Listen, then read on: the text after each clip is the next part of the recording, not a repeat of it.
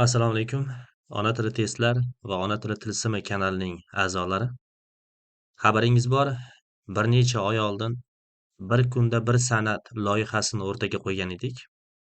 Bu loyihamiz orqali sizlarga har kuni yozma shaklda bir she'riy san'at haqida ma'lumot berib borardik. Bugun esa ana shu loyihamizni video yozuv shaklda davom ettirishni xohladik va mana shunga harakat qilmoqdamiz. Bugundan boshlab sizlarga she'riy san'atlar haqida qisqacha ma'lumot beramiz. Avvalambor she'riy san'atlar haqida ma'lumot olish uchun she'riy san'atning o'zi nima ekanligini bilishimiz kerak. Badiiy san'at o'zi nima? Mana shu savol hammani qiynaydi. Sizga kichik o'xshatishlar bilan tushuntirib beramiz. Demak, bir rassomning qo'liga mo'y qalamini, qog'ozini beramiz. Rassom ana shu mo'yqalam va qog'ozdan foydalangan holatda, ya'ni e'tibor bering, u o'zining ish qurollaridan foydalanyapti. Rassom o'zining ish qurollaridan foydalangan holatda ajoyib bir san'at yaratadi. Dog'larning rasmini yoki odamning, xullasi kalom qandaydir rasmni chizadi va biz buni tasviriy san'at deb ataymiz. E'tibor bering, tasviriga asoslangan san'atni biz tasviriy san'at deb atayapmiz. Bir bastakorning qo'liga musiqiy asbobini beramiz. Bastakor ana shu musiqiy asboblardan foydalangan holatda ajoyib bir san'at yaratadi.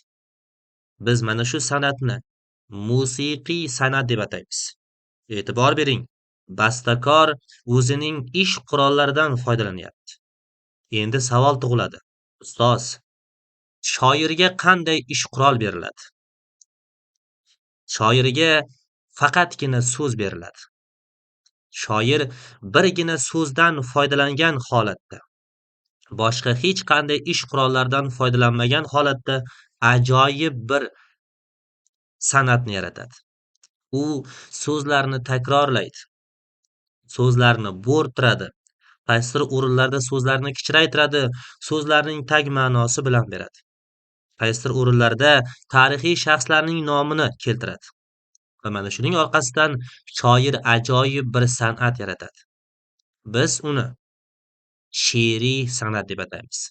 Demak, she'riy san'at o'zi nima degan savolga qisqacha va qulayroq javob sifatida shoirning she'rda so'zlardan mohirona foydalanishi she'riy san'at deyiladi.